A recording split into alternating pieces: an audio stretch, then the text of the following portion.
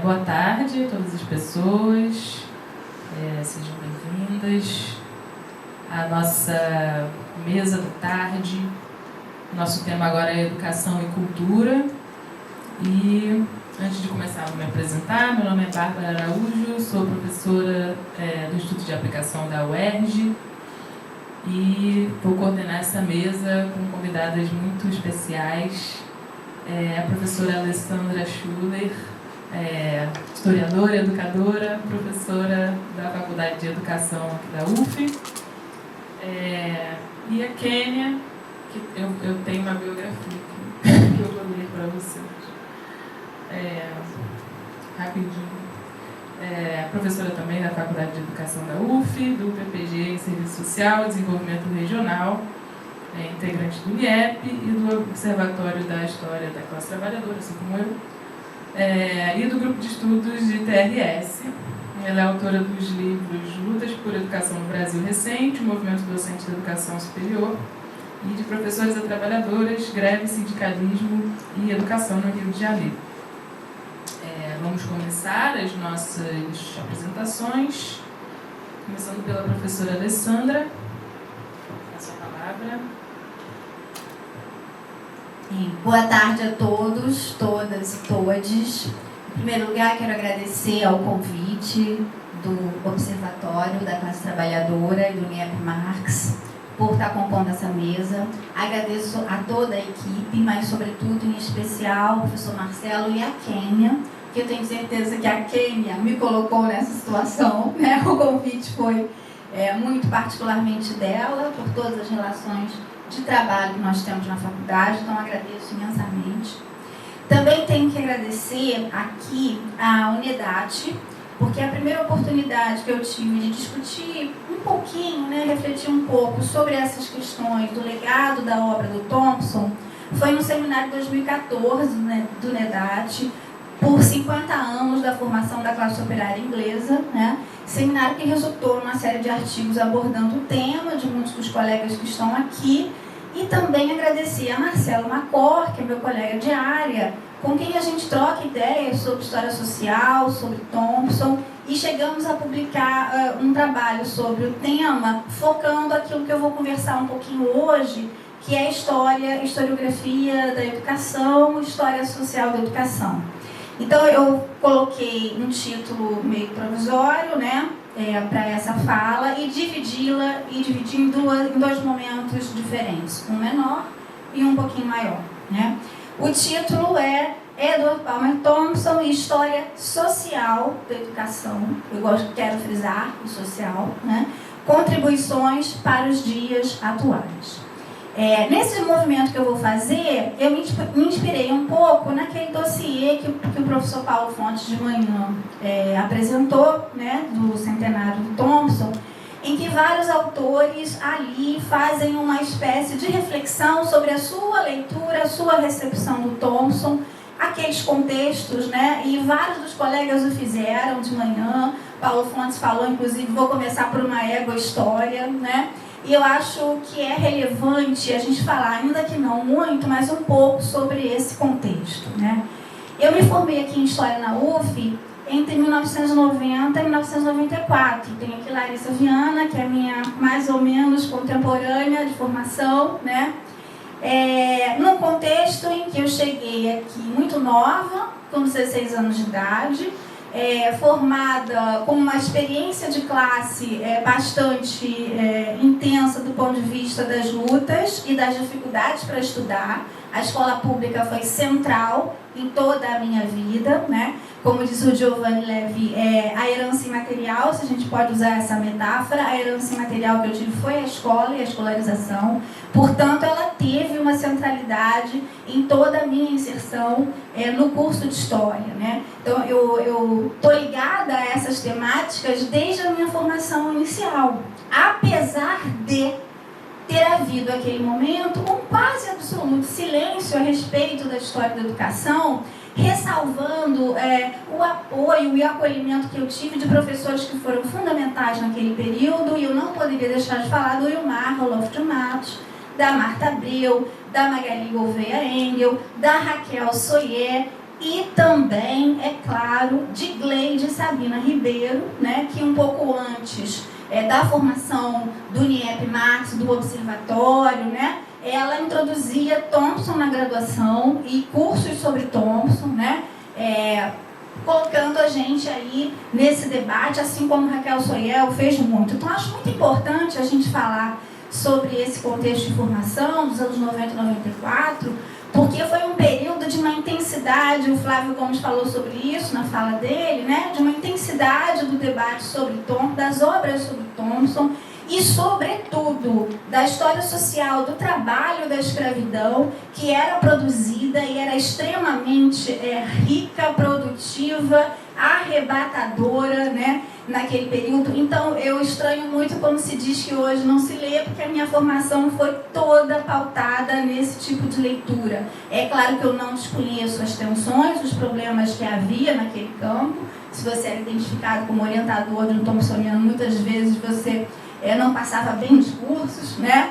Mas tinha ali uma força muito grande dessa formação. Então, assim, eu tenho que já me defender e dizer a vocês que a minha formação é aquela de um momento em que a ênfase se dá nas lutas, nas resistências, na luta de classes, né, na discussão sobre a classe, na discussão sobre a experiência, sobretudo. Então, para mim, a recepção disso foi muito importante para quem se preocupava com a questão da educação e também para quem teve uma história de formação escolar extremamente difícil por uma história de vida de alguém que vem da classe trabalhadora, uma mulher branca, mas uma mulher pobre, naquela época uma menina, né?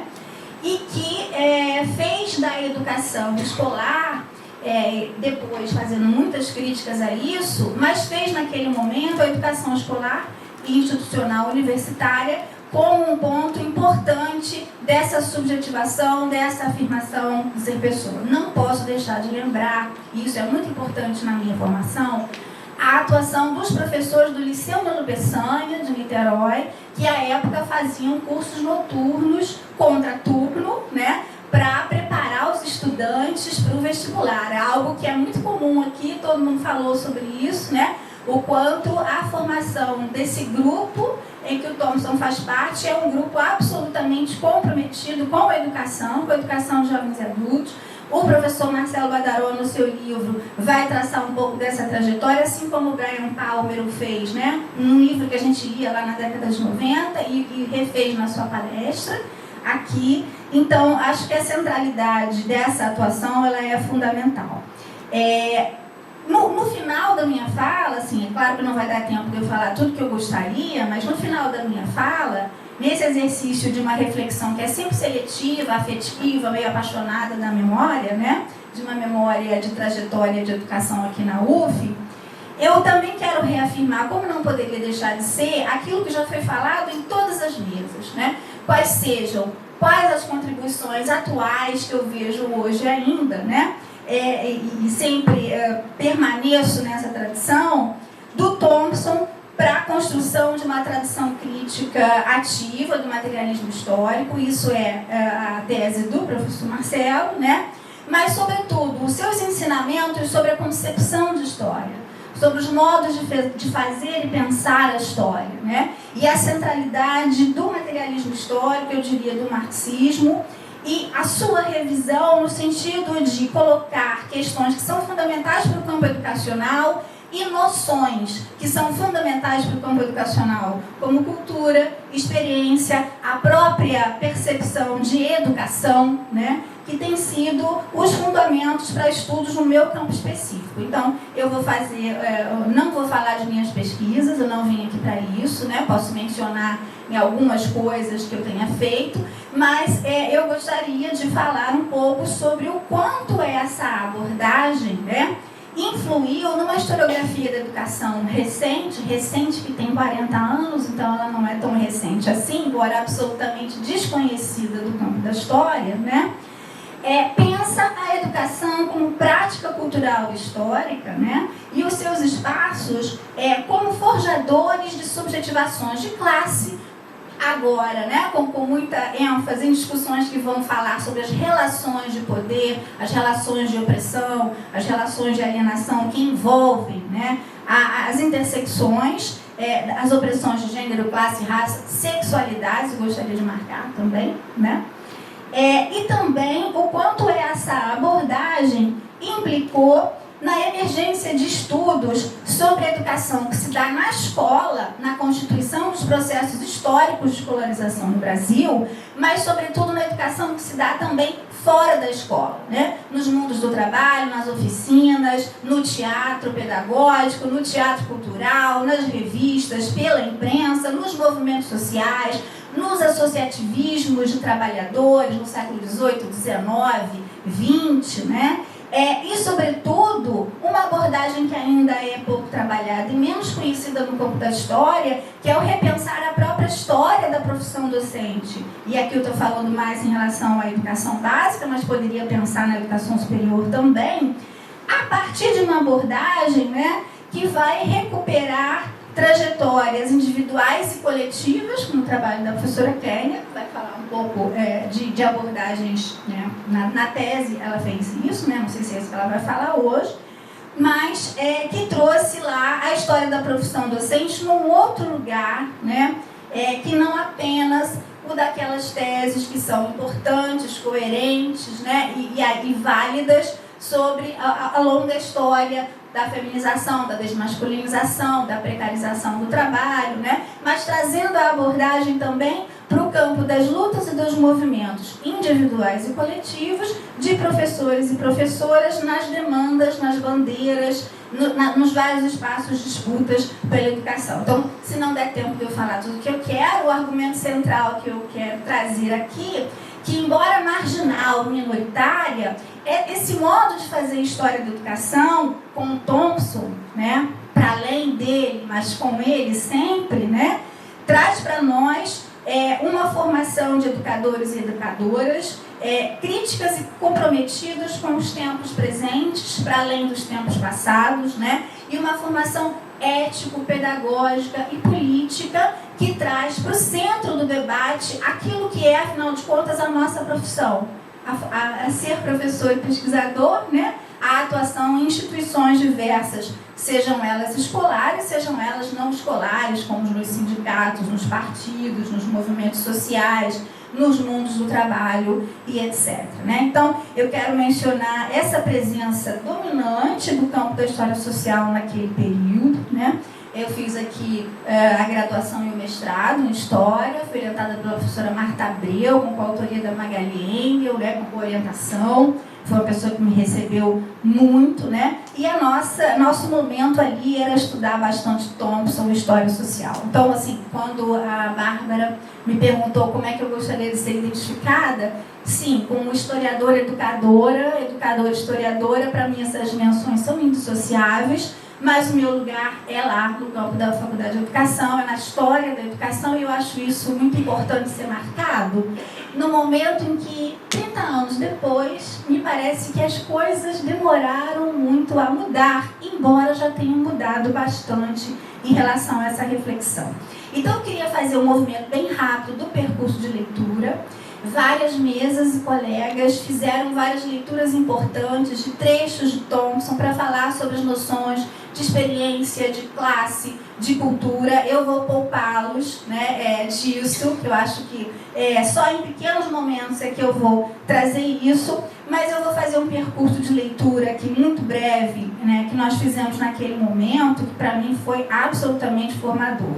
Seria Thompson, seria muito Hobsbawm, seria Christopher Hill, seria George Roudet, né, numa outra percepção sobre as multidões, né, seria menos um pouco, e o que hoje eu acho que poderia ter sido mais aproximado, seria bastante, não seria bastante Raymond Williams, né, que eu acho que é fundamental no diálogo com Thompson, como o professor Badaró ontem mostrou, né, nos seus debates, nas suas diferenças, né.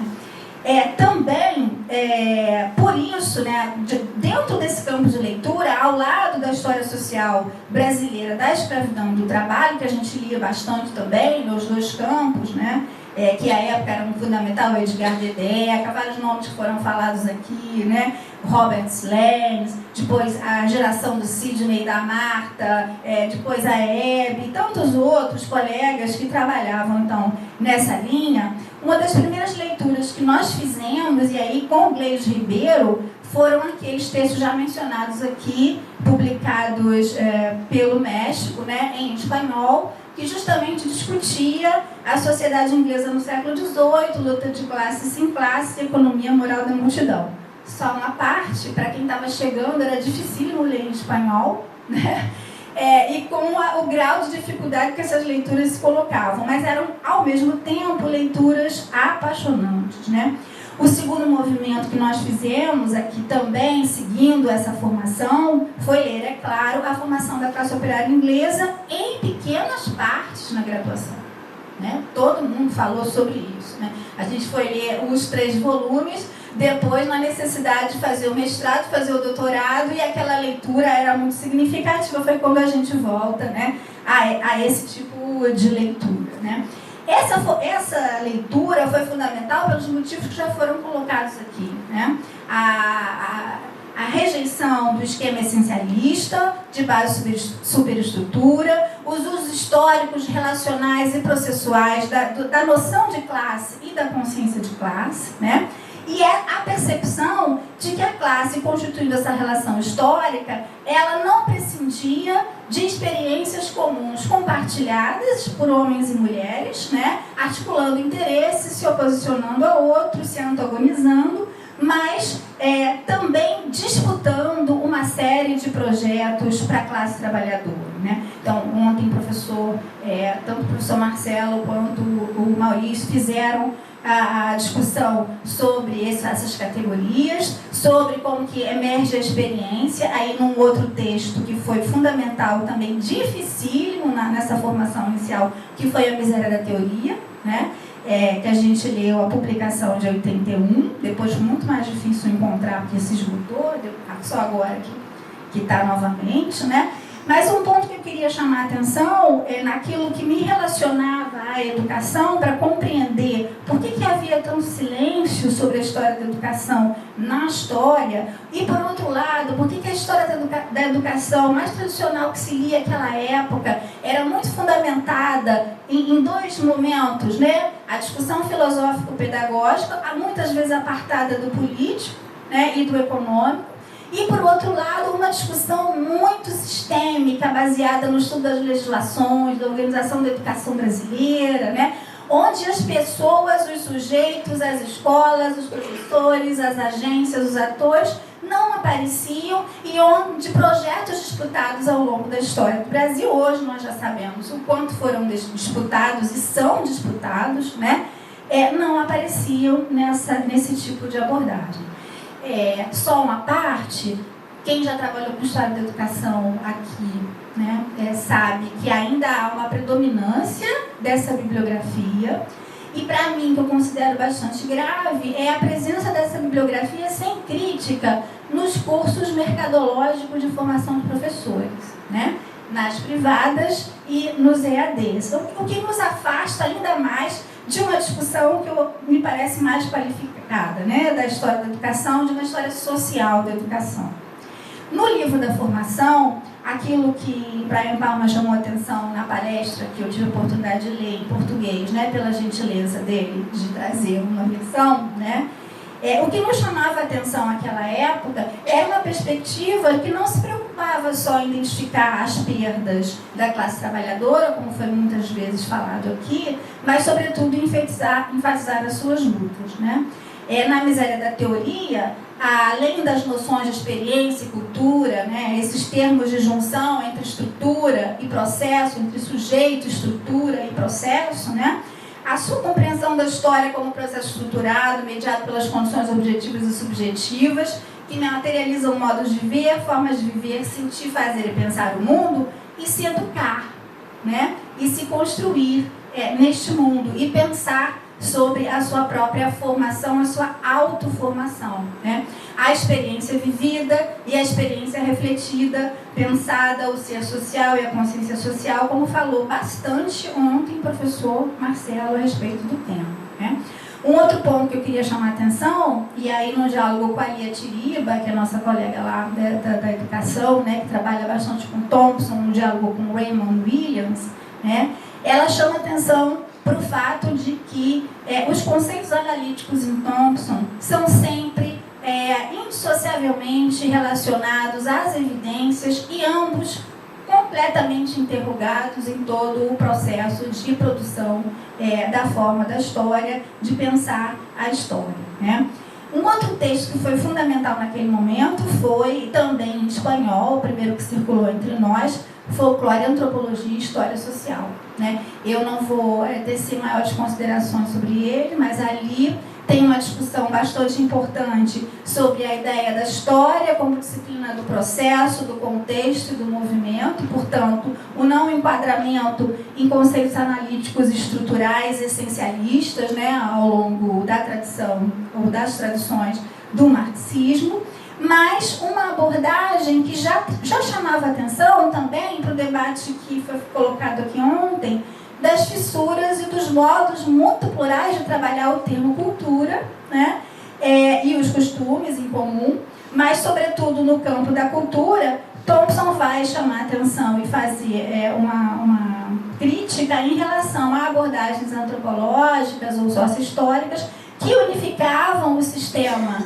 cultural no sentido de pensar nos compartilhamentos de valores, dos seus sentidos, significados, suas formas simbólicas, mas muitas vezes minimizavam o aspecto da luta, né? O aspecto de um conjunto de diferentes recursos em que há sempre uma troca, uma relação que não é igual, que é desigual, mas que é uma relação entre sociedades letradas, sociedades escritas, né? Dominante, subordinado, aldeia e metrópole, periferias e centro, e uma arena de conflitos conflitivos. Acho que isso foi fundamental para pensar também os projetos de educação, né, no campo da história da educação brasileira, que muitas vezes, como eu disse antes, eram vistos somente a partir de uma perspectiva. Então, hoje de manhã foi falado sobre a importância de se pensar a relação, né, essa relação de classes, essa relação que é dos de baixo com os de cima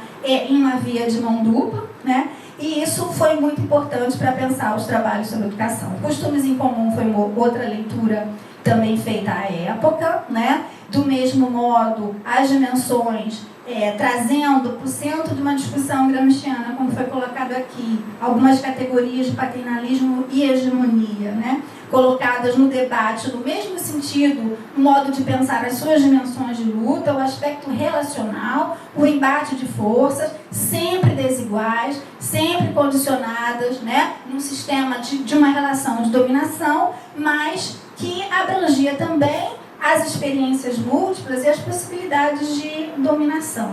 O professor Maurício falou de um texto que foi lido à época, foi traduzido em 91 no campo educacional, foi Tempo, Disciplina, né, e Capitalismo Industrial. Quem traduziu primeiro, que eu estou defendendo o campo, né, mas os educadores trouxeram esse texto foi inclusive Tomás Tadeu da Silva, que depois trilhou outros caminhos, mas foi um texto ali fundamental naquele momento para o meu objeto em particular, que era pensar a educação, as relações de trabalho, né, a desconstrução de relações tradicionais de aprendizagem, de práticas educacionais antigas formas de ler e de pensar, de socializar em torno das letras, o trabalho nas corporações de ofício, tudo isso que o Thompson faz nos 3 volumes da classe operária inglesa, o que a professora Adelaide chamou a atenção na sua fala na terça-feira, né? E muito bem colocado, como que a gente muitas vezes olhou para a formação da classe operária e não pensou no campo da história, nessa dimensão da formação, da autoformação e da educação como prática cultural, social, histórica, que não se resume à escola e à escolarização, né? Mas que também no processo de escolarização está imbuído aí de tensões, de conflitos, de projetos e de lutas de classe que muitas vezes a gente deixa de olhar.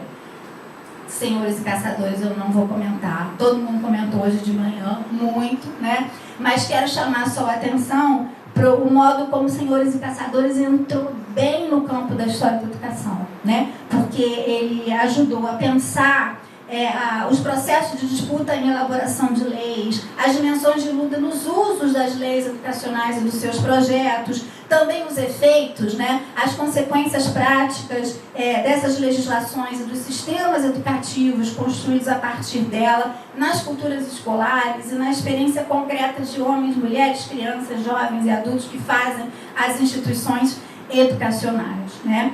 Indubitavelmente, eu parei com essa discussão em 2017, foi um momento em que eu ofereci um curso sobre Thompson e Raymond Williams junto com os meus alunos, porque a gente estudava junto, eu não sabia nada sobre Raymond Williams, então eu estudava com eles, aprendo sempre muito com eles, né? Mas o que eu observo hoje ainda é que, embora eu seja leitora compulsiva de história social, dos mundos do trabalho, da escravidão e da cultura, isso não acontece no meu campo da história da educação. Tá? Ainda um silêncio, um diálogo que é de ambos os lados, não vou dizer que aqui também não tem, né? Mas tem, e isso prejudica as análises, prejudica o ensino e a pesquisa na nossa área, né? Essa é a minha avaliação. Eu dou aula no primeiro e segundo período, História da Educação 1 e 2, no terceiro período eles vão para outro tipo de abordagem, quando se formam em pedagogia, esqueceram tudo do primeiro e segundo período. Ou seja, é uma formação muito incipiente, muito precária, né? Apesar disso, a gente segue tentando fazer, né? Então, para ser elegante, eu acho que ainda persistem esses elementos não dialógicos, embora muita coisa já tenha mudado, e a maior prova disso, acho que está aqui nesse evento, né? Em que há muitas pessoas do mundo do trabalho e da história social do trabalho, mas não só, também da história da escravidão, do pós-abolição e da emancipação, têm olhado para o letramento, têm olhado para a educação como demanda, como valor, né? Como projeto de luta, né? Não vou falar dos meus trabalhos sobre isso, mas faz tempo que a gente vem discutindo questões como a educação das populações negras, a educação de mulheres, né? O protagonismo das populações e etnias indígenas nas demandas por educação, né? Nas suas várias formas, nas suas várias práticas e tantas outras temáticas que a gente tem trabalhado. Então, eu quero frisar que essa relação do Thompson com a educação dos trabalhadores, jovens e adultos, né? Ela tem essa dimensão, que é uma dimensão política, mas também traz uma contribuição na dimensão historiográfica do próprio campo.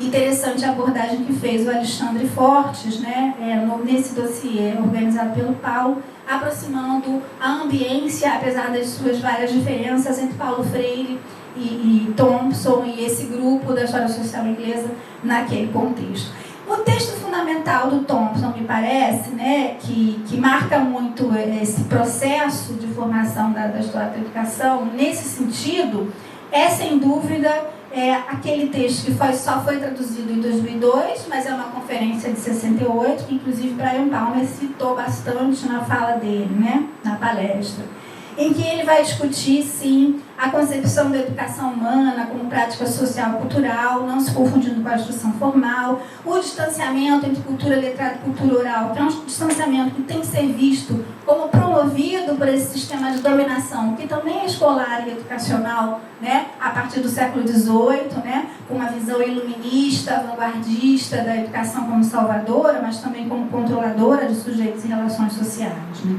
Naquele contexto, acho que ele traz uma discussão muito importante para pensar as relações mutuais, dialéticas da educação, que está presente em qualquer forma e modalidade de educação escolar, não só no estudante adulto, como ele vai refletir, mas todo o campo da educação infantil vai falar muito sobre a questão da experiência, né, das crianças e jovens, né, mas, sobretudo, ele ajuda a gente a pensar na categoria educação, como ele fez com a classe, né? Assim, relação, processo, em constante movimento, analisada em contextos específicos, pode trazer abordagens e interpretações de uma visão mais geral da história da educação brasileira que nós não tínhamos esperado, né? E abordagens que trazem, sobretudo, a discussão da relação entre disputas de projetos e as experiências de sujeitos sociais os mais diversos.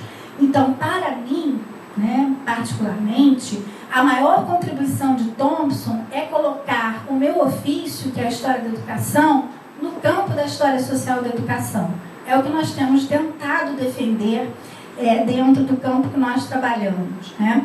E não falo só eu, claro, evidentemente, há grupos de trabalho, né, que abordam nessa perspectiva thompsoniana. Poderia citar aqui Helena Bertucci, Marco Aurélio Taborda, Luciano Mendes de Faria Filho, muitas pessoas vinculadas ao STED-BR, pessoas vinculadas ao trabalho e educação, né? Então, há aí uma presença dessa abordagem, né?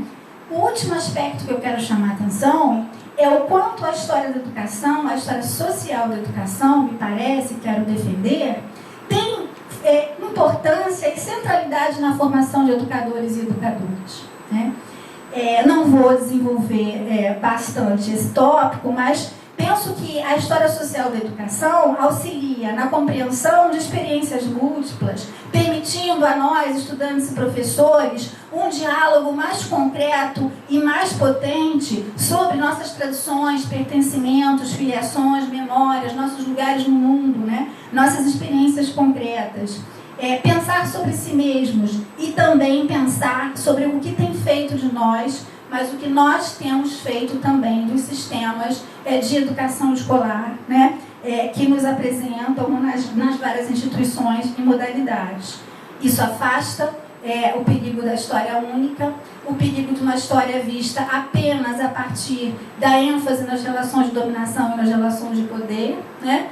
Não que elas não sejam importantes, é importantíssima a história sistêmica da educação, mas ela não pode silenciar as lutas e as demandas da população negra, das mulheres, dos indígenas, né, e de tantos grupos de trabalhadores ao longo da história, e não apenas do século XX, e não apenas do período posterior a 1930. Né? Como Paulo colocou, uma certa visão da história social do trabalho é comum e presente no campo da história da educação.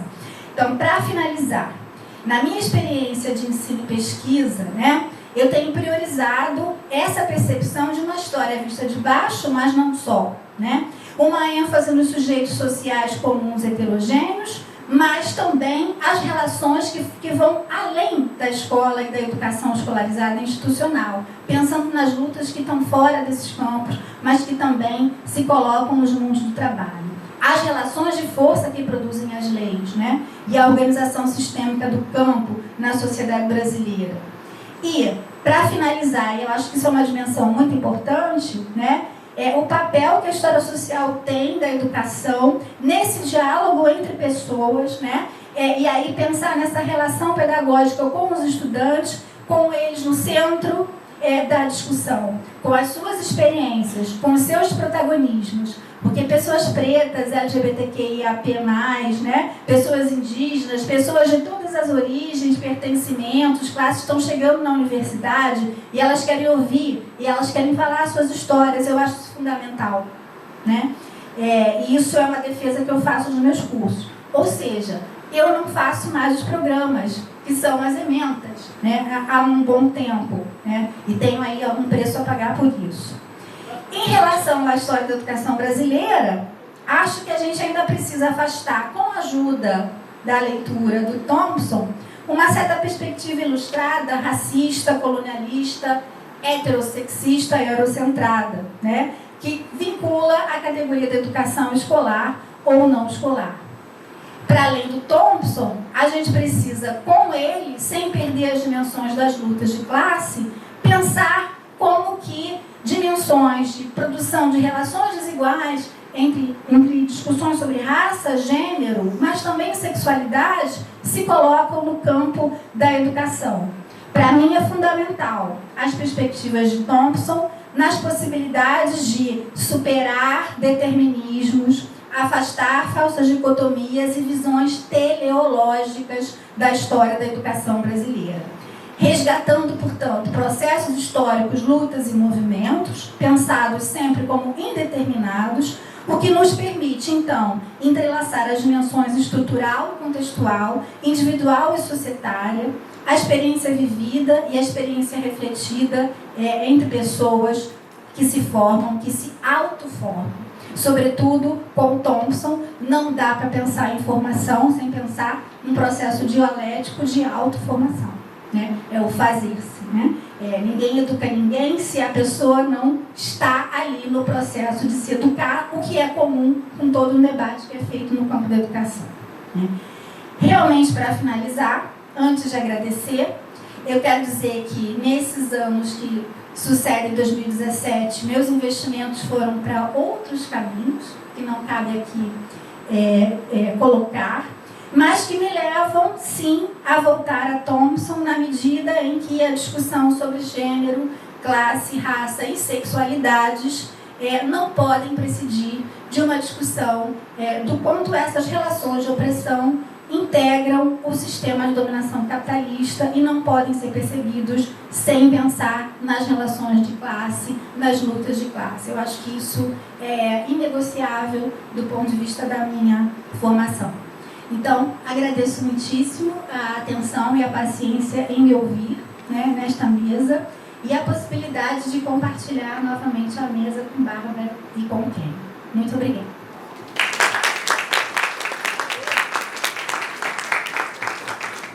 Obrigada, professora Alessandra, pela fala. Vou passar a palavra agora para a Kênia. Obrigada, Bárbara. Boa tarde a todas, todos e todos. É uma alegria estar aqui nessa mesa, dividindo esse trabalho hoje com a Alessandra e com a Bárbara, companheiras de outras aventuras, né? A Alessandra é minha companheira de departamento, com quem eu já tenho o prazer de conviver cotidianamente há algum tempo.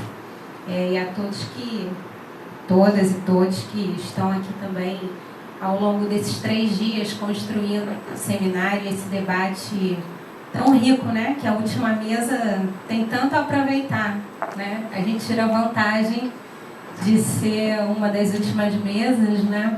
Por todo o debate que já foi construído aqui.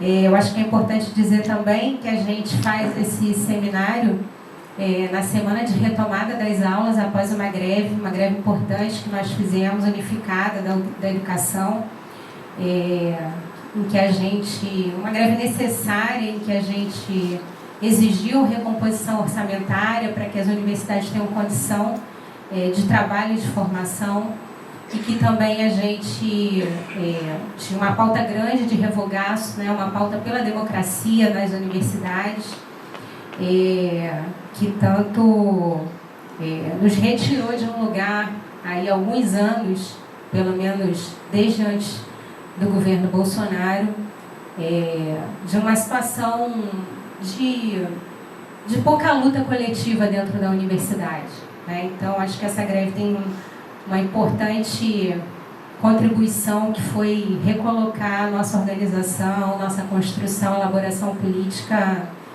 no centro do debate da Universidade da Educação Pública.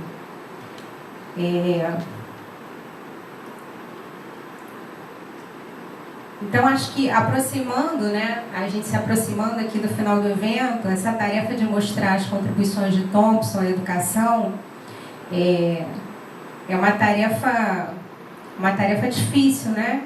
Mas não tão difícil, porque Thompson é um autor relativamente conhecido, em certa medida utilizado no campo da educação, nos estudos sobre educação de jovens e adultos trabalhadores, e para pensar a formação, especialmente a partir do conceito de experiência, né? Então, não podia deixar de ser algo a compor, né, a discussão, o debate sobre a importância de Thompson nesse momento, nesse seminário, e de um historiador do tempo presente. Pensar a experiência como elo de ligação entre a consciência e a realidade, a subjetividade e a dimensão objetiva, como mediação desse processo real de transformação de homens e mulheres reais, na radicalidade da formulação materialista de Marx, de que não é a consciência dos homens que determina o seu ser, mas, ao contrário, é o seu ser social que determina a sua consciência. Então, são contribuições muito fundamentais com as quais o campo da educação não pode prescindir para fazer um debate na direção que a Alessandra aponta aqui, né, de uma educação que se que se pense transformadora, no sentido da emancipação, no sentido de que são as lutas sociais que são o chão dessa construção, dessas políticas e do seu resultado final. Vou citar aqui um texto da Miséria da Teoria, um planetário de erros, que talvez seja o texto que eu mais vá citar aqui. Eu acho que não vai dar tempo de fazer muitas citações, mas esse é um texto importante para a gente pensar essa dimensão, né, da radicalidade da formulação materialista, dessa transformação de homens e mulheres reais que Thompson nos propõe. Então ele diz assim: ocorrem mudanças no ser social que dão origem a experiências modificadas, e essa experiência é determinante, no sentido de que exerce pressões sobre a consciência social existente, propõe novas questões e proporciona grande parte do material sobre o qual se desenvolvem os exercícios intelectuais elaborados. Então, Thompson vai nos colocar essa dimensão, né, de como as pessoas experimentam as situações dadas, as situações em que vivem e como dentro dessas condições, né, das condições dadas, fazem a história. Como a consciência determinada pelo ser social trata-se, então, torna-se, então, o centro do debate sobre cultura de Thompson. Então, são esses elementos muito presentes no debate sobre a educação, né, o da experiência, o da cultura, para que a gente possa falar de um modo geral das bases, né, de onde a gente se apoia para fazer esse debate. Também no campo da cultura, Thompson vai nos colocar, né, que ela não é uma instância autônoma ou determinante, exclusiva da história, mas que é um conceito genérico e homogêneo, tem que comparecer ao conflito, às lutas sociais, às classes sociais. Ou seja, a cultura está na vida social como integrante dessa vida social. Essa discussão está no prefácio do livro Costumes em Comum, também não vou citar aqui, né, mas que apresenta essa régua e compasso, né, para que a gente pense nas definições que são restritas de cultura, como produção artísticas, e na necessidade do seu alargamento, né, como todo modo de vida, modo de luta, de conflito. Enfim, são esses elementos aí que vão colocando instrumentos de trabalho para o campo da educação, para a reflexão crítica do campo da educação. Contudo, a apropriação da produção teórica de Thompson tem também os seus equívocos, né? E Marcelo Badaró chamou atenção para isso ontem, tanto na sua fala, como num texto que eu estava lá revisitando os meus materiais de estudo, e eu encontrei um texto não publicado do Marcelo, se chama Domesticação e Estigmatização de Dois Marxistas, Thompson e Gramsci, no debate historiográfico brasileiro recém sobre o populismo, que eu tenho uma versão impressa porque o Marcelo distribuiu esse texto, né, numa disciplina que ele deu no doutorado, e eu fui lá revisitar esse texto. Então a gente poderia dizer, né, que esses usos de Thompson no campo da educação em geral, assim como diz Marcelo lá sobre quando ele passa em revista, né, a historiografia sobre populismo, trabalhismo, de 1945 até 64, a gente também pode fazer uma relação com o que aparece na produção da educação, né? Que esses usos de Thompson, eles desconsideram, em grande parte, a sua relação profunda com o materialismo histórico, né? E não extraem dessa relação desdobramentos e as consequências necessárias à análise do objeto empírico e da realidade social. Claro que há exceções, a Alessandra falou de várias aqui, né? Falou da produção, do seminário, do estudo que o grupo de trabalho e educação aqui da Universidade Federal Fluminense promoveu, do dossiê, o STEDBR, que é um grupo fundado a partir do Hermeval Saviani, na Unicamp, né? Há outras produções que a gente poderia citar como exceção, né? Mas a gente poderia dizer, né, poderia falar que essas questões, elas aparecem como um Thompson talvez domesticado, né? Talvez um Thompson em que essas noções acima citadas, né, resumidas muito brevemente sobre experiência, sobre cultura, que informam essa produção, são conceitos esvaziados da sua consequência política, na intervenção, na luta social, na análise da luta de classes, né, no campo da educação.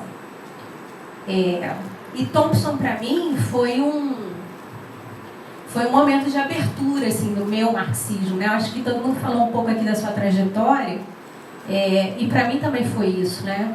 Eu encontro com Thompson no mestrado, eu fiz mestrado na educação, mas aqui, né, no doutorado em História. Marcelo Badaró foi meu orientador, ele estava nesse momento redigindo, estudando, trabalhando nesse livro que está lá atrás à venda também, quem não tem ainda pode ir lá comprar, e que a gente estava tendo a oportunidade de fazer um debate, né, durante a produção desse material aí do Marcelo, completamente sedutor do ponto de vista da sua empolgação aí com seus estudos e a produção naquele momento.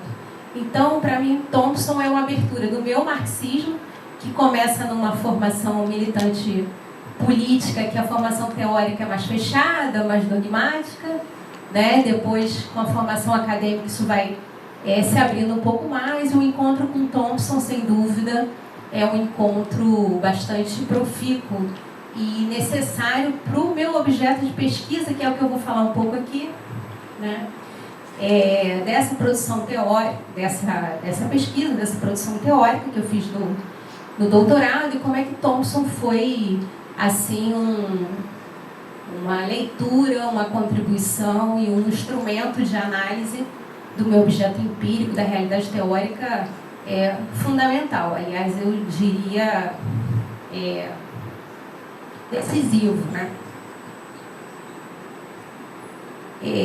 Eu fiz a minha pesquisa tanto no mestrado quanto no doutorado sobre sindicalismo docente, né? Então eu estava interessada num objeto empírico, num recorte temporal bem extenso. Eu estava trabalhando com a formação de 2 sindicatos grandes, um sindicato da educação básica, que é o CEP aqui do estado do Rio de Janeiro, que reúne professores, trabalhadores técnico-administrativos, né, várias funções aí do campo da educação, estudando esse sindicato desde a sua fundação, 1978, 1979, e o ANDE, Sindicato Nacional, que é o sindicato das universidades públicas, federais, estaduais, do Brasil, né,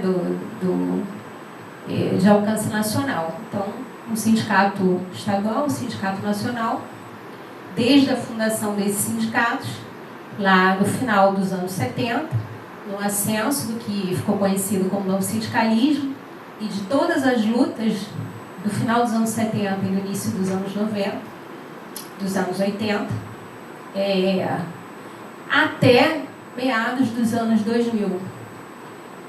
Esse recorte tinha a ver com um movimento, né, de fundação, consolidação dessas entidades sindicais, na sua própria transformação como entidade sindical, porque até 88 eram associações docentes, embora atuassem como sindicatos, né, mas só foram reconhecidas como sindicatos docentes a partir da Constituição de 88, até a ruptura que essas entidades fazem com a Central Única dos Trabalhadores em meados dos anos 2000.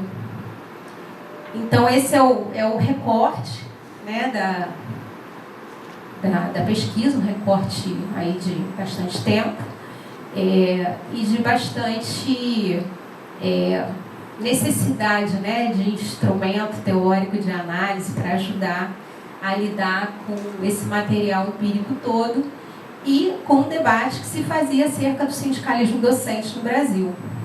Então, dizer, né, que da concepção à execução dessa pesquisa, os conceitos de classe social, lutas de classe, em Marx e Engels foram as categorias fundamentais para entender essa realidade. Conceitos de classe social tomado no seu movimento, portanto, na sua relação com a luta estrutural das sociedades divididas em classe. Bom, aí Marx, né, Engels e, necessariamente, aqui o Thompson, porque a abordagem do Thompson formação da classe, a partir da noção de relação histórica, que nos permitia um outro olhar para o sindicalismo docente, que não aquele que era o vigente, assim, que era o hegemônico nas análises sobre esse tipo de objeto, sobre esse tipo de discussão, né? Que era fundada no estruturalismo marxista.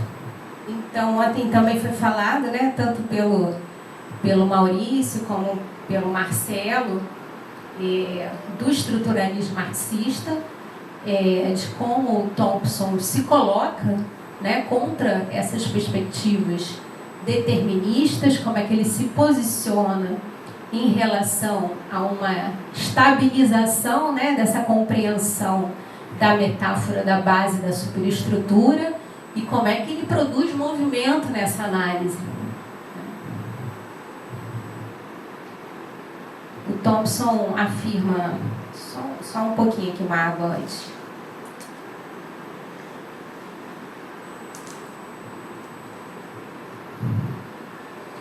Thompson afirma a formação da classe operária inglesa. Não vejo a classe como uma estrutura, nem mesmo como uma categoria, mas como algo que ocorre efetivamente e cuja ocorrência pode ser demonstrada nas relações humanas. Ademais, a noção de classe traz consigo a noção de relação histórica. Depois ele vai dizer, por classe entendo um fenômeno histórico que unifica uma série de acontecimentos díspares e aparentemente desconectados, tanto na matéria-prima da experiência como na consciência. Então, para pensar consciência de classe, organização sindical, portanto, classe e luta de classes, Thompson se mostrou um companheiro de viagem, né? Em grande medida, nesses anos das décadas de 1990 e 2000, e talvez ainda seja hoje, qualquer estudo sobre sindicalismo docente vai precisar enfrentar as produções do estruturalismo marxista, muito conhecidas na USP, em São Paulo, Unicamp, e presentes nos diversos eventos acadêmicos de associações, né, como a Unpox, a AMPU, a Amped, mas também outros espaços de debates acadêmicos, né? Essa filiação teórica do estruturalismo marxista afirma que o sindicalismo de classe média, do qual fariam parte os professores, é fundado numa ideologia meritocrática, ou seja, nos dons e nos méritos pessoais ou ainda de uma dada profissão.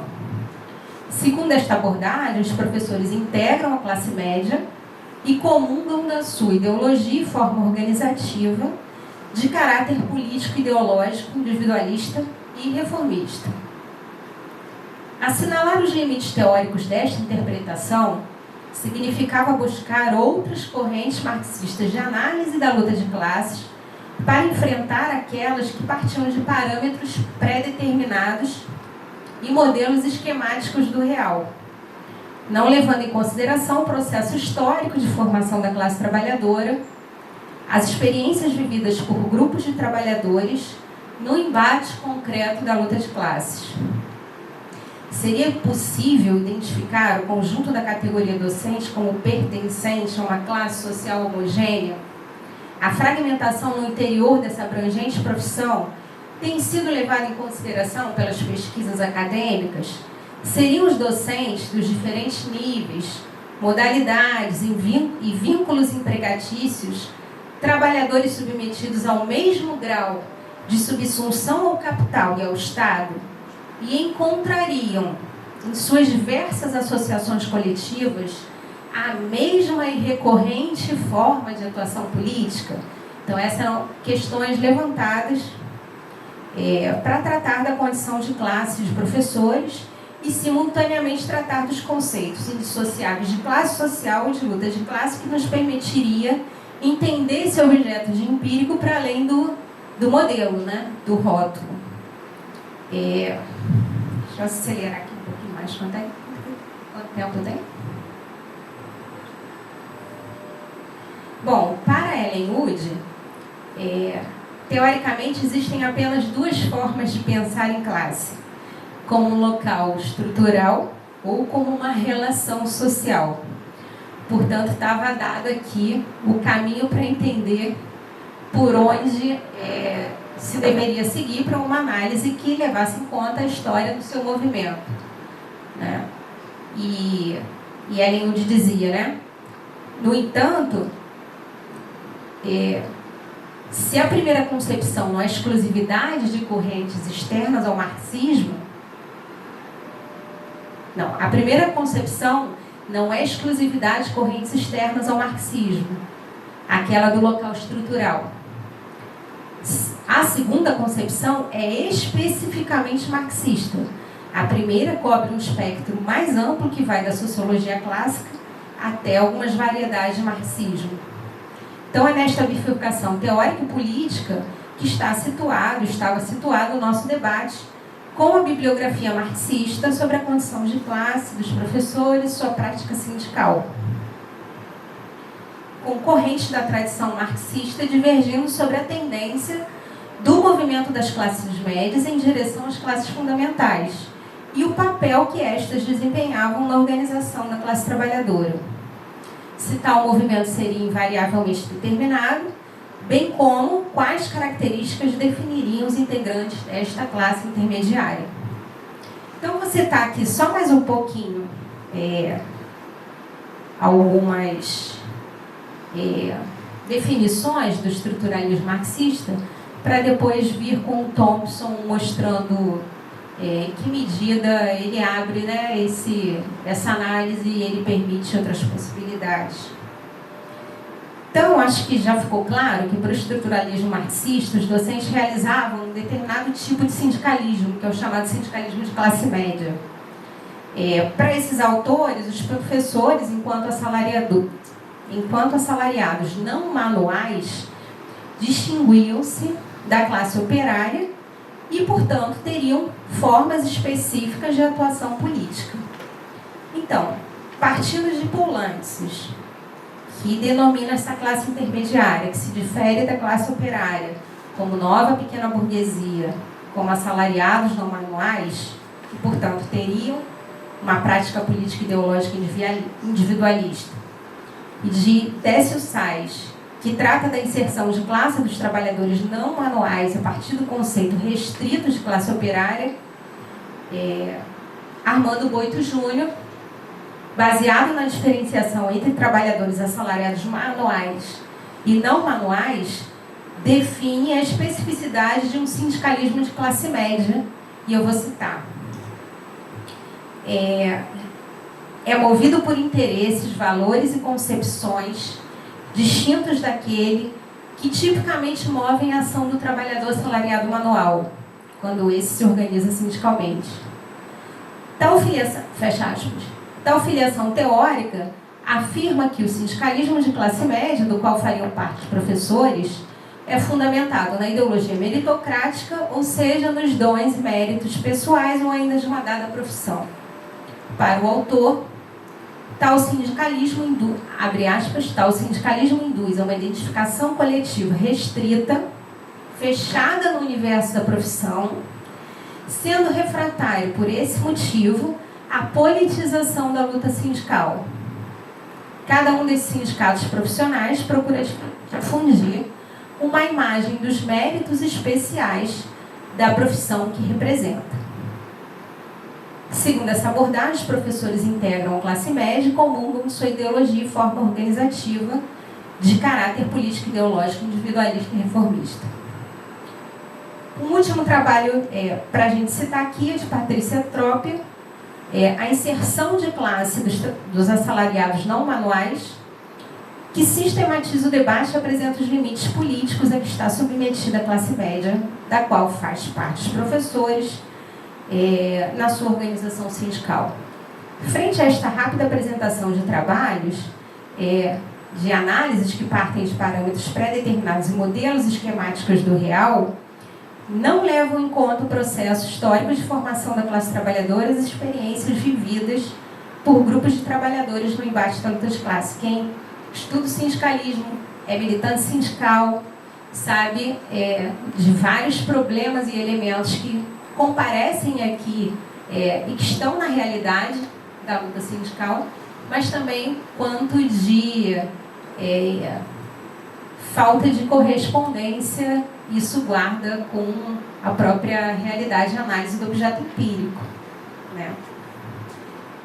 A crítica ao economicismo não deve necessariamente significar a definição de uma dada classe social pela predominância da ideologia, da mesma forma que é inegável a complexidade que as relações sociais adquiriram sobre o modo de produção capitalista, para termos como ponto de partida e de chegada a separação entre trabalhadores manuais e trabalhadores não manuais como elemento determinante da inserção de classe. Em outras palavras, a unidade da classe pode se dar mesmo na diversidade do processo de trabalho.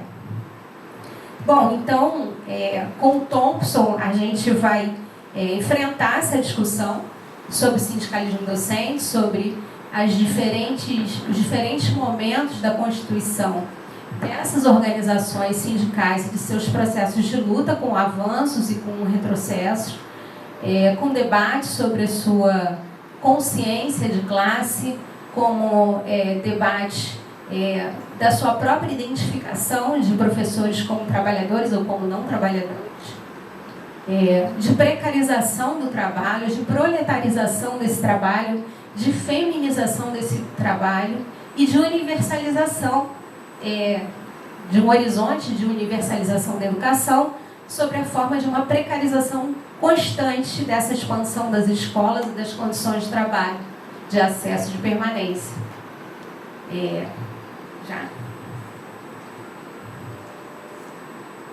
Bom, voltando aí ao Miséria na Teoria, ou Planetário de Erros, Thompson vai nos apresentar uma veemente crítica aos equívocos da tradição marxista estruturalista, tais como o historicismo e, por consequência, o determinismo. Portanto, não estamos fazendo uma crítica inaugural corrente a esta corrente marxista, mas debatendo essa concepção diante da análise do sindicalismo docente, desse objeto, através de dois movimentos. O primeiro, querendo explicitar o caráter estático e classificatório da análise do sindicalismo de classe média, e o segundo, trazendo elementos para o processo histórico concreto de pesquisa em os sindicatos de trabalhadores da educação básica. E esse é o foco da crítica de Thompson, quando ele vai dizer: não vejo a classe como uma estrutura, nem mesmo como uma categoria, mas como algo que ocorre efetivamente, cuja ocorrência pode ser demonstrada nas relações humanas. Ademais, a noção de classe traz consigo a noção de relação histórica. Acho que não é demais repetir, né? Essa ideia, né?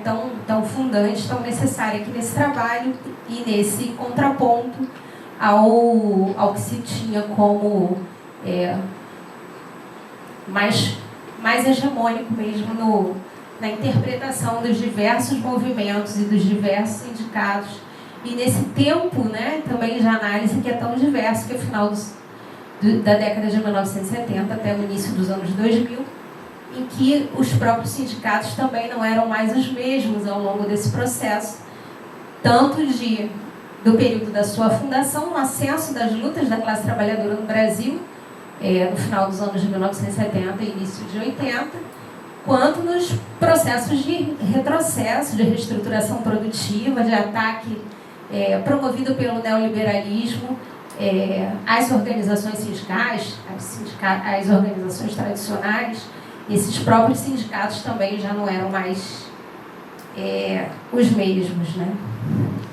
Então, eu vou ter que dar mais uma acelerada aqui, mas vou caminhando aqui para a conclusão, mostrando como é que, no caso desse objeto empírico, trabalhar com Thompson e a sua perspectiva aberta desse marxismo, desse enfrentamento ao determinismo, foi fundamental para a construção de uma análise realmente do processo histórico e da constituição política desses trabalhadores e dessas trabalhadoras, organizados a partir da sua inserção no campo da educação.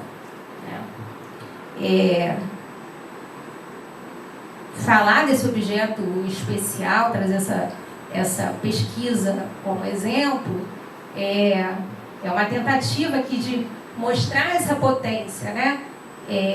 Do Thompson, da teoria do Thompson, mas também da sua dimensão de relação entre essa produção teórica e análise concreta, análise real, baseada na luta de classes e para compreender as classes sociais.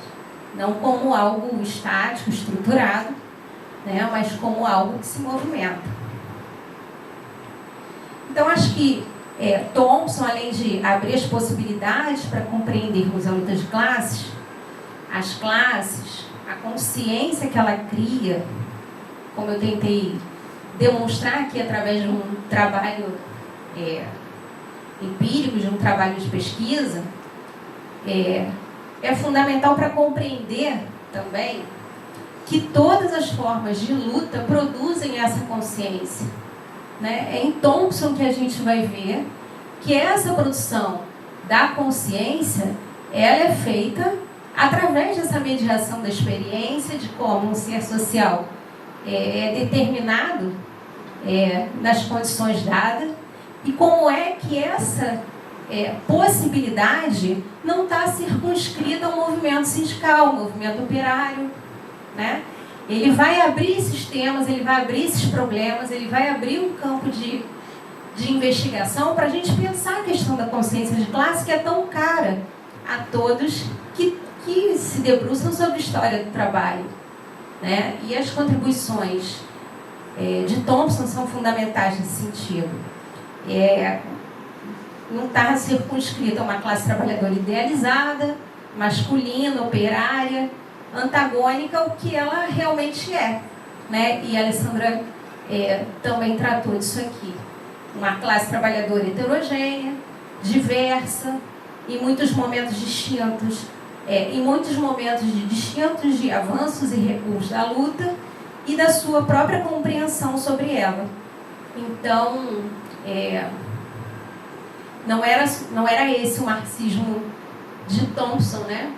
Era outro, assim, bem mais necessário e potente para a gente compreender o nosso passado, o tempo presente, como faz questão de ressaltar o Marcelo, né? É o marxismo da crítica ativa do materialismo histórico. Então, obrigada. A gente fica aí agora para o debate um pouquinho mais. Obrigada, Kênia. A gente vai abrir agora para o debate. Quem tiver perguntas, colocações para trazer para a mesa, por favor. Se puder vir aqui para frente por causa da câmera.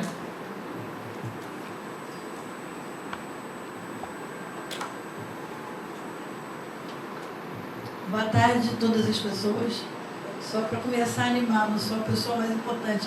Quero me desculpar que eu não estive no evento, estava dando aula no retorno da greve, mas eu vou tentar só aquecer para a gente começar a conversar. E pode ser que eu fale alguma coisa que já tenha sido trabalhada ao longo do seminário, eu me desculpe por isso, mas é como eu vou construir meu raciocínio. Queria primeiro elogiar uma mesa de mulheres, somente de mulheres, num debate sobre marxismo que costuma ser bastante masculino, da economia, masculinidade, etc. Então, bem-vindas. Quero saudar minha companheira Kênia, do Comando Local de Greve na DUF, que fizemos uma greve belíssima, protagonizada pelo Andes, com muito orgulho. Que bom olhar você aqui, estar com você aqui agora. Tenho duas considerações rápidas. Adorei todas as falas, eu li todos esses textos, no meu lugar de que fala que eu li e desenvolvi minha reflexão sobre Thompson e me juntei ao Thompson na Unicamp, no primeiro doutorado que eu fiz, com o professor Sérgio Silva, que é um dos tradutores de vários artigos do Thompson, especificamente do livro Costumes em Comum. Então, a minha formação é bastante determinada por ele. Queria lembrar que tem um autor que eu li com o Sérgio Silva, chamado Haveki, devem ter mencionado, que vai falar sobre a contribuição coletiva. Então, a primeira questão é que esse é um autor que opera num conjunto, né, que teria feito um deslocamento paradigmático em relação ao marxismo, não apenas o marxismo estrutural, mas o marxismo também ortodoxo, né, de alguma maneira trabalhado de maneira dogmática, numa leitura dura do texto do Capital. E que mais do que isso, esses 5 autores, na sua simultaneidade, são os 5 trabalhos, são 4 autores, né, que eu me lembro. Todos os 4, Raymond Williams, Christopher Hill, E.P. Thompson, Hobsbawm, os 4, à exceção de Hobsbawm, romperam com o Partido Comunista Inglês na época da Primavera de Praga, professando uma profunda aversão a formas totalitárias de organização da sociedade, dentro do que seria impossível imaginar a reflexão de Thompson nessa concepção amarrada e totalitária. Bem, esses autores também provocaram um deslocamento, é sobre esse deslocamento que eu quero falar, o deslocamento do econômico para uma reflexão que pensa a organização da história a partir da luta de classes. E a ideia de movimento e não de motor, não de máquina, a humanização da ideia da história que se movimenta, que se mobiliza e que produz a história. Nessa perspectiva, houve uma certa reação também do marxismo dogmático nas academias, né, do mexicano e nos movimentos sociais, porque a concepção desses autores passa a ser vista como uma reflexão culturalista, portanto, que desmerece a determinação econômica em última instância, que faria a diferença fundamental no objeto o capital e o capitalismo. E isso aliviaria ou daria a esses autores com os quais vocês encontraram guarida para tratar o objeto da educação, daria a eles uma impossibilidade de explicar de fato as determinações econômicas do capital como o determinante em última instância. Eles não negam a determinação econômica, como eu vi, todos viram na fala de vocês, mas o deslocamento para a luta de classes permite a ação e a agência humana a partir e o fazer da classe. Né? Como a Kênia mostrou, há uma dimensão da determinação de classe média, dos professores de universidade, mas eles se fazem classe. Se eles se fazem classe, eles podem viver a experiência dessas contradições com o capital, ao qual a classe operária também viveria. Portanto, em fazendo-se classe, a luta tem importância e significado e constrange o capital. É uma luta igualmente importante. Não é uma luta secundária, não é uma perfumaria, não é um Estado individualista subjetivo contra. Né? A gente teve muita resistência nessa greve aqui, dentro da Universidade Federal Fluminense, na área de ciências humanas em especial. O ICHIF praticamente não entrou nessa greve pela primeira vez na história de todas as greves. Eu sou decana do meu departamento, vocês podem imaginar que eu já fiz umas 20 greves aqui na UF. Tenho uma intimidade com a ação do sindicato indescritível. E a segunda questão que eu acho que eu gostaria que vocês explorassem era essa da determinação, né? Já que Thompson fala from bottom up, que a boa tradução nos exige dizer que é vindo de baixo para cima na contradição das classes e não de baixo com de cima. O de cima lutando com o de baixo. É uma dinâmica de movimentação. Isso permitiu ao Dedek escrever a história dos vencidos e a ideia de que não apenas a história não é única, como também é a história que é contada nesse processo onde, ainda que vencido, também é participante da história. Para encerrar, desculpe ter me alongado, mas a questão é que há um resgate do otimismo de Marx. Querendo ou não, o marxismo estrutural, o marxismo domesticado das academias, vai nos levando para um acaso da humanidade, uma ausência de saída. Para que fazer greve, para que lutar, não tem mais jeito. O neoliberalismo vira um xarope que nos deixa amarrados de todas as formas. Entretanto, na concepção dos historiadores marxistas britânicos, que para Haveki formam uma escola, a gente recupera e resgata esse otimismo, que é o otimismo da ação da agência, da experiência de classe. Era sobre isso que eu queria que vocês falassem, já que a educação é a chave desse pensamento. Deliciosa tarde, adorei ouvir, muito obrigada. Quem quer falar?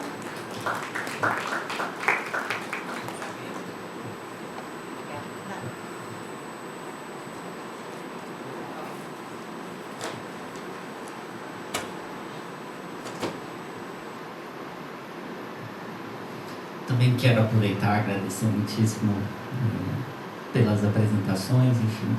Hoje de manhã, né, a gente mencionei um pouco, claro que numa aproximação de uma impressão, né, de como, na verdade, a história social e Thompson tem perdido bastante espaço na historiografia em geral, o que não ocorre, claro, na história social do trabalho, né? Thompson ainda é um nome altamente relevante, enfim, está ligado a várias transformações. Como que vocês identificam esse espaço? Né? Vocês mencionaram diversos autores, vários grupos, enfim, né? numa relação com Thompson que parece bastante viva, né? Mas é possível perceber, de certa forma, de que maneira se dá essa atualidade, né? Enfim, e essa ainda presença, né, de Thompson como autor importante para pensar o campo da história da educação, né? Então, é um pouco que diagnóstico é possível fazer.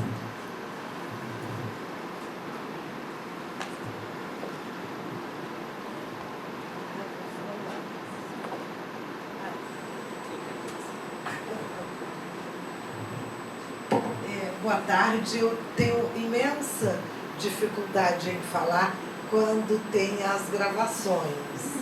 Não por por um ímpeto clandestino, Mas era bom. Mas era bom, porque a gente nunca sabe. Mas eu me inscrevi porque o seminário está encerrando, porque foi um excelente, está sendo um excelente seminário, porque vi aqui que nos encontramos várias gerações, isso não é menor, nomeadamente em tempos tão difíceis, onde não é uma regra que as gerações se continuem ou sejam continuadas. Então, esse seminário, Marcelo e todos os Paulos e a todas as pessoas que participaram, tem um grande mérito, não é? Eu sou lá de Fortaleza, da Universidade Federal do Ceará, e militamos nesse enfrentamento da obra do Thompson, etc., etc., e somos absolutamente minoritários na nossa pós-graduação, mas isso é uma coisa que nos leva adiante, por saber que Thompson também era minoritário. Ele quis sê-lo, ele resolveu ser. Mas, enfim, não quero tomar demasiado tempo, senão dizer que a escolha do título deste seminário é um historiador militante, radical, dissidente, heterodoxo para os nossos dias. É um nome absolutamente apropriado, não para nos afirmarmos aqui à maneira de uma seita, de alguns que mantêm um vocabulário muito próprio de uma tradição. Não, mas para dizer que o nosso compromisso thompsoniano é com o tempo presente. Ele não é doutor, ele saiu da universidade, logo viu que a sua presença numa universidade de negócios não era uma presença que lhe acrescentasse em termos humanos, em termos vitais, ou como professor convivendo com estudantes. A sua recusa é uma recusa em linha.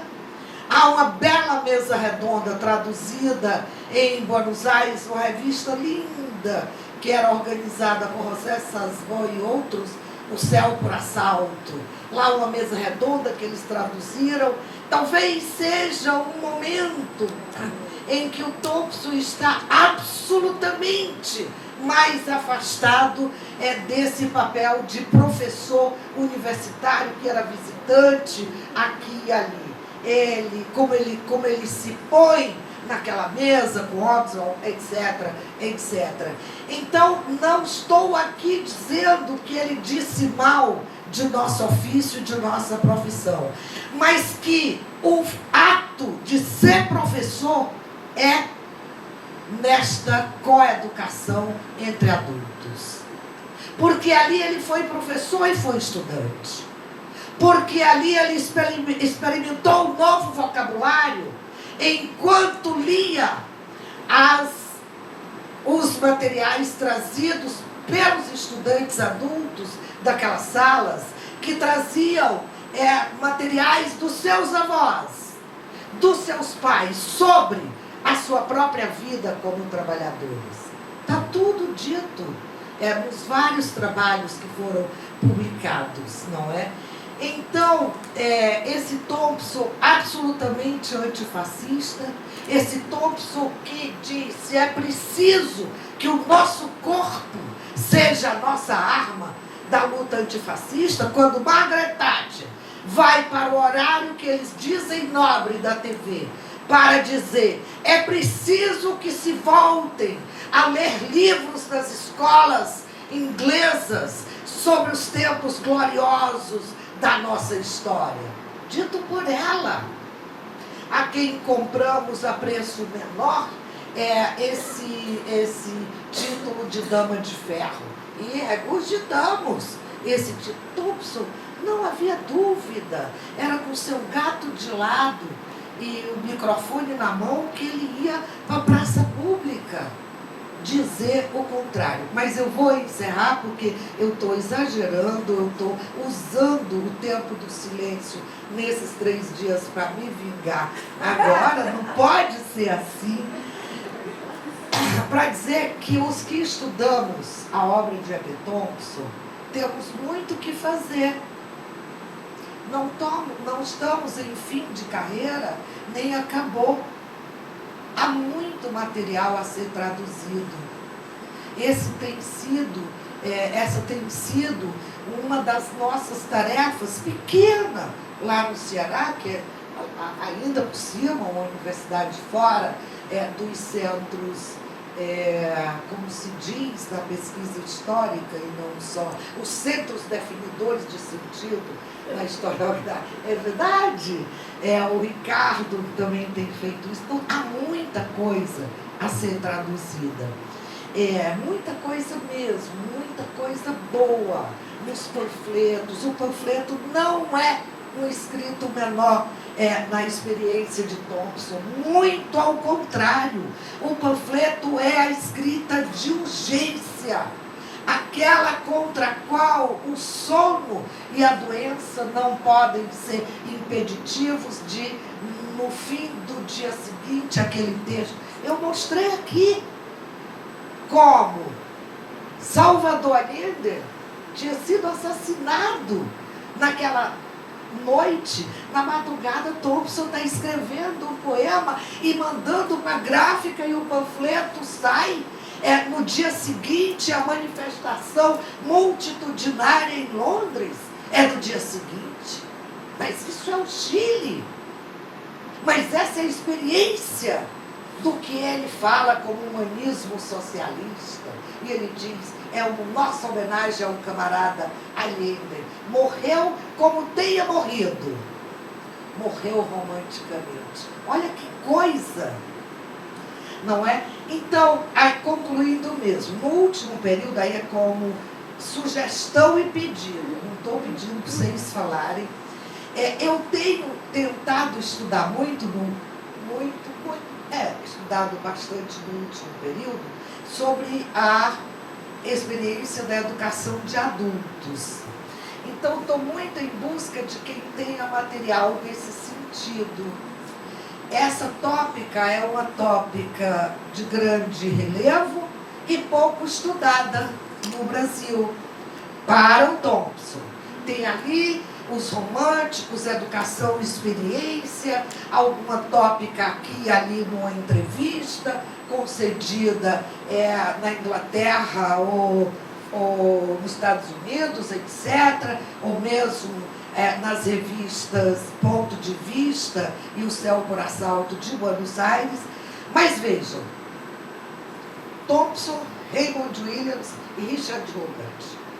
Essa experiência é uma experiência de 20 anos, no mínimo, mais de 20 anos em sala de aula.